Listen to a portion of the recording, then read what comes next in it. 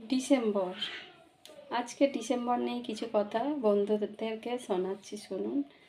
December এই বৎসরে যেন নিস্তব্ধ জানান দেয়, দিন ফুরিয়া যায়, মাস ফুরিয়া যায়, বছরটা ফুরিয়া বলেই ডিসেম্বরে আসা। কারো বয়স বাড়ে, কারো প্রমোশন হয়, কেউ বা স্থান পরিবর্তন করে, কারো বা জীবন চলে আসে যাওয়ার বার্তা নিয়ে।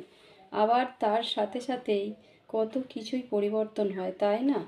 বাচ্চাদের নতুন ক্লাস, নতুন ড্রেস, নতুন পড়াশোনা, নতুন মলাট। যাদের এই বছরটা ভালো হয়নি, তারা নতুন বছরে ভালো কিছু হওয়ার আশায় থাকে।